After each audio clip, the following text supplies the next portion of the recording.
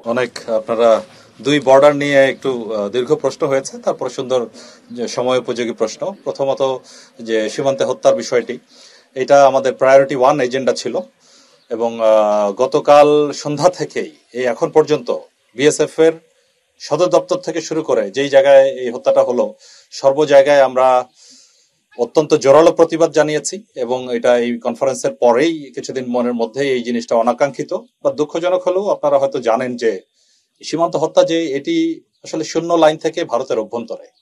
আমরা আপ্রাণ চেষ্টা করছি আমাদের এই অবৈধভাবে যেন ভারতের অভ্যন্তরে কেউ প্রবেশের চেষ্টা না করে।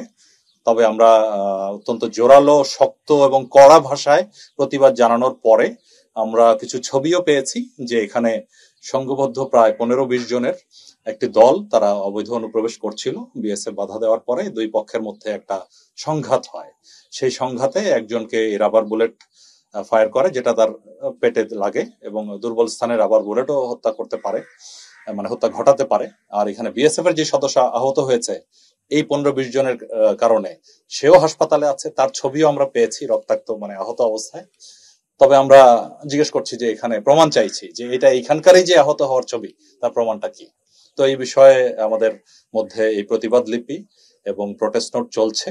আর সেই আহত সেই ব্যক্তিকেও হাসপাতালে নিয়ে ওরা অপারেশন করিয়েছিল, তারপরও তাকে বাঁচানো যায়নি, দুর্ভাগ্য।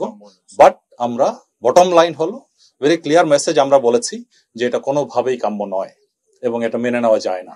এবং এটা যদি মেনে নেই, তবে ভবিষ্যতে ভারতীয় অনুপ্রবেশ যারা করে, তো তাদের প্রতিও তো আমরা সুন্দরভাবে নিয়মের মধ্যে আমরা যে তাদেরকে গ্রেফতার করে হস্তান্তর করি, সেটা কতটুকু আর করা যাবে।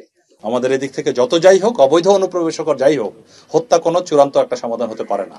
তো সেই বিষয়ে আমাদের এটা অব্যাহত থাকবে এবং আরো একটি যদি হয় আমরা আরো কঠোর অবস্থানে যাব, এটা আপনাদেরকে আমি আশ্বস্ত করতে চাই। আর একই সাথে আপনাদের সবারই আমাদের চেষ্টা থাকবে যাতে অবৈধভাবে কেউ যেন ওইদিকে না যায়। আমরা আপ্রাণ চেষ্টা করছি, প্রশাসন চেষ্টা করছে, স্থানীয় সবাই চেষ্টা করছে। তারপরও একটা কিছু কিছু ব্যক্তিকে আমরা ওই জিরো লাইন অতিক্রম করা থেকে বিরত রাখতে ব্যর্থ হচ্ছি অনেক সময়। বাট আমরা এই দুই দিকেই চেষ্টা করে যাবো। এক হলো বিএসএফ এর সাথে, আরেক হলো মানবাধিকার অর্গানাইজেশনের মাধ্যমে, তৃতীয় হলো যে কেউ যাতে ক্রস না করে। আপনার দ্বিতীয় পয়েন্টটা সংক্ষিপ্ত আসতে চাই।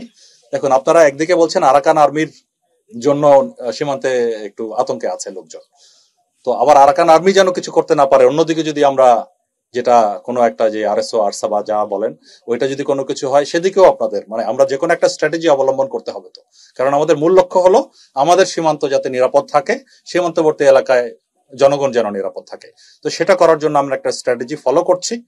তো আমার আমি বলতে চাই যে সীমান্ত, এই মায়ানমার সীমান্ত কেউ যদি অবৈধভাবে অনুপ্রবেশ না করে মায়ানমারের অভ্যন্তরে, নার্কোটিক্স বলেন, ইয়াবা বলেন বা অন্যান্য যে কারণে হোক, যদি ক্রস না করে, তার নিরাপত্তার কোনো ঝুঁকি নাই।